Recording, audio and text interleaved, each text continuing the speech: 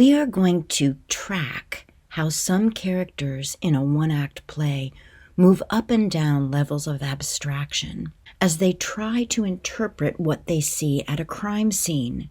And we ourselves are also going to move up and down levels of abstraction as we interpret the characters' words. So this is a definition of interpretation given by I.A. Richards. He's a famous literary critic from the early 20th century. He says that interpretation is inference and guesswork. And he says we can't even understand what somebody's saying to us without inference and skilled guesswork. So you might object that we don't always have to interpret, that we sometimes immediately know what someone is saying. In his book, Thinking Fast and Slow, Daniel Kahneman gives an example of what feels like immediate understanding. So he says, look at this picture of this woman, and as surely and as quickly as you saw that the young woman's hair is dark, you knew she is angry. He calls that fast thinking. So in fast thinking, you look at something and immediately intuit what's going on. Intuition may just be a speeded up version of interpretation. You can interpret more quickly because of past experience. In fast thinking, you quickly see some features on a face. You say, a woman is yelling. And then the most abstract term that covers this and all different kinds of instances of this kind of thing is anger. So you might say to yourself, I see anger. This all happens very, very quickly. So you might say to yourself, is this actually interpretation, or is it even intuition, a faster form of interpretation? It might just be instinct. You might have an instinct, a human instinct that says, okay, when I see teeth and misshapen mouth and eyebrows down in a V, I immediately know that somebody is angry. Let's take a look at the image again, and let's give an instance of what is actually immediate interpretation, intuition that has to do with making a judgment. So you see this woman, and immediately you think, Karen. Now, in this case, what you've done is you've very quickly prejudged, pre-interpreted. You've decided what kind of person this woman is, and you don't even have to listen to what she's yelling. You're not going to analyze why she's angry at all. I mean, it's probably because, right, she's yelling at some store manager about something stupid or threatening to call the police on somebody. You've just automatically decided. That is a form of interpretation that is very, very rapid.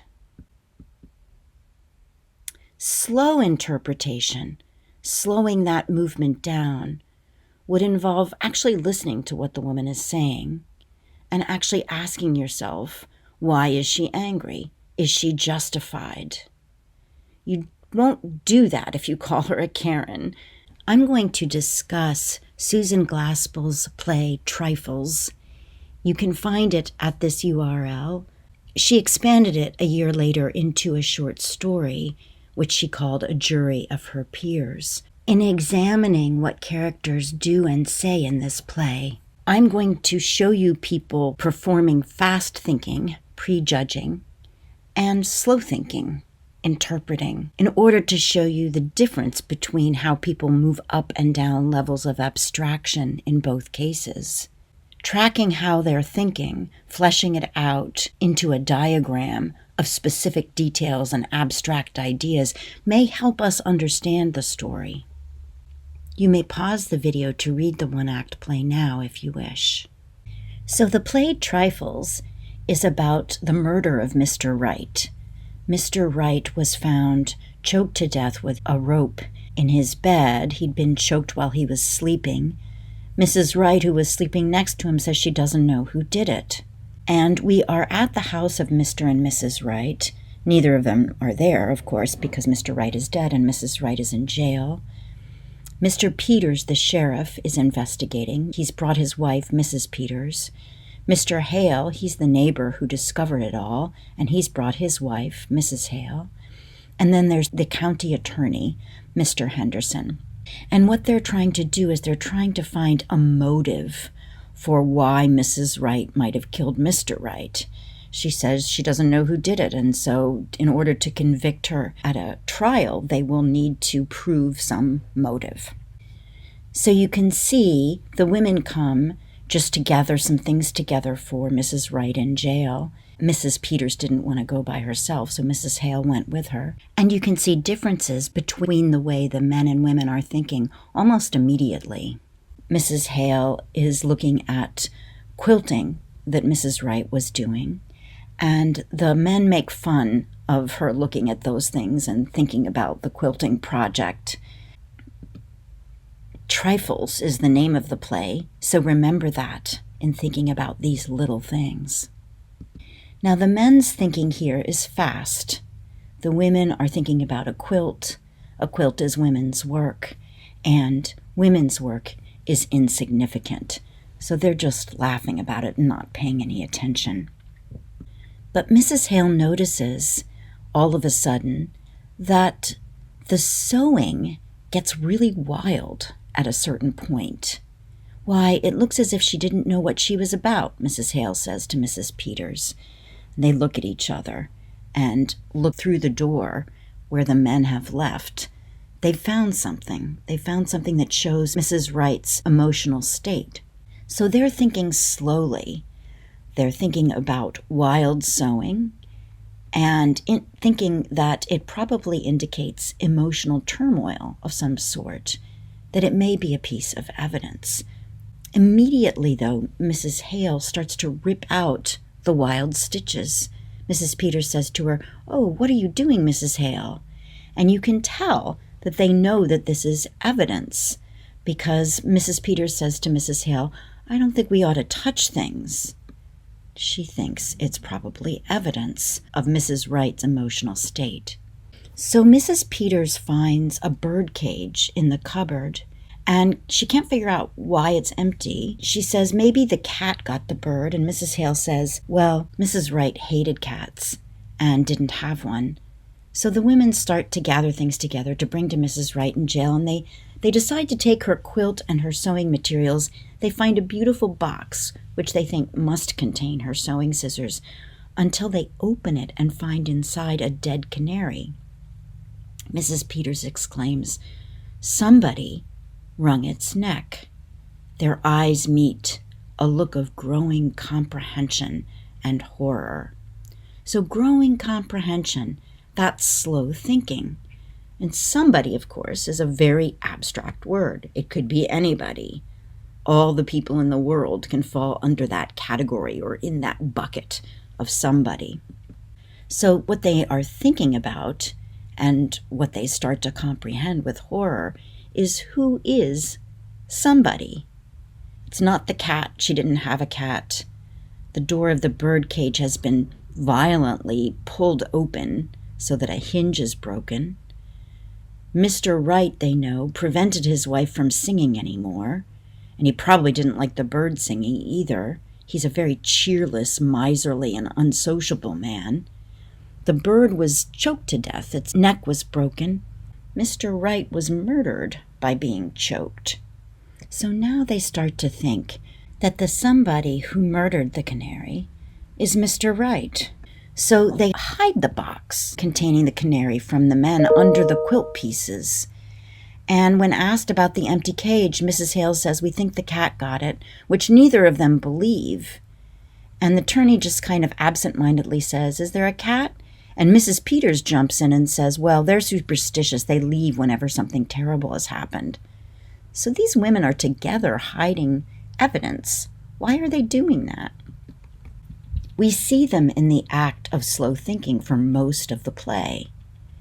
Mrs. Hale says if there'd been years and years of nothing cheerful or nice in her life, then a bird to sing to you, it would be awful, awful still after the bird was still. Mrs. Peters says, I know what stillness is. And she talks about having her first baby die and being alone. And she says, I know what stillness is again. But then she pulls herself back and she says, the law has got to punish crime, Mrs. Hale. So Mrs. Peters and Mrs. Hale are basically asking themselves, are we morally obligated to tell the sheriff and the attorney about the motive that they have found for Mrs. Wright killing her husband? The thing that Mrs. Peters has said, the law has got to punish crime, Mrs. Hale, seems to be very much in favor of telling them about the evidence they've found of Mrs. Wright's emotional state and a reason for her anger. But they're also thinking more about it. On the no, don't tell side, Mrs. Peters tells a story about her past in which a boy chopped off the head of her kitten with a hatchet right in front of her before she could get to the kitten. She says, if they hadn't held me back, I would have. She catches herself and she hears men's footsteps upstairs and looks upstairs. Then she says, hurt him. I would have, she interrupts herself, hurt him. What was she going to say before she hears the footsteps? Well, she was probably going to say, I would have killed him. That's just a normal thing to say, even if you don't really mean that you're actually going to murder somebody. So why does hearing the men's footsteps above stop her? Well, she's thinking about them as if they were the law. The sheriffs, the prosecuting attorneys' husbands are all incarnations of the law, and the law definitely opposes murderous aggression in anybody but in women. Now, the men come into the kitchen and they see the quilting. The women have hidden the box with the dead canary under the quilt pieces. The sheriff says to the attorney, do you want to see what my wife is going to take to the jail to give to Mrs. Wright? And the county attorney says, no, Mrs. Peters doesn't need supervising. She's married to the law. And he asks Mrs. Peters, did you ever think of it that way? And she says, not just that way. And the sheriff laughs. Married to the law, he repeats. It's kind of a joke, right? People say, here comes the law, when the sheriff is walking towards them. So the county attorney jokes that Mrs. Peters is married to the law in two senses of the word law, the sheriff who incarnates it, and the actual law. Mr. Peters doesn't even seem to notice what his wife responds. He just laughs at the joke. He's more communicating with the county attorney than with his wife. He's ignored what she said. Married to the law. He thinks that's funny. So here's the fast thinking hidden in the joke. The law is men's law, and women obey the law because they obey their husbands who made these laws to protect themselves. What if this picture of this angry woman were not a Karen, but somebody angry at a man who's hurting their cat? You wouldn't be listening to her if you were just thinking of her as a Karen. You wouldn't be asking, what is she saying? You would be ignoring what she's saying, just as the men are ignoring Mrs. Peters' response to the joke. Here is a picture from the Library of Congress, and it's a little bit later. It's, about 40 years after the time of this play. But it's a sheriff and his wife. Mrs. Peters, she says, not just that way. I'm not just married to the law in the way that you think I am. So what does she mean by that? First of all, the sheriff ignores it. He's thinking fast. He's just joking.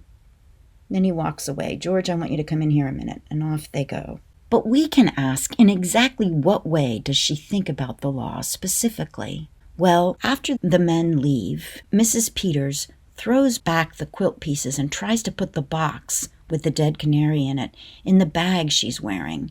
But the box is too big, so she opens it and she tries to take the bird out, but she can't touch it, and she kind of starts to whimper and go to pieces. They hear the men coming back into the room, so Mrs. Hale quickly snatches the box and puts it in the pocket of her big coat. Their slow thinking seems to have involved something like this. The law is men's law, where murderers are to go to prison or to be executed. But there's also a woman's law, and that's about wife abusers going to prison or being executed. So when Mrs. Peters says, "The law has got to punish crime, Mrs. Hale," these two terms are very abstract, and this one can mean men's law or women's law, and the crime could mean physical murder.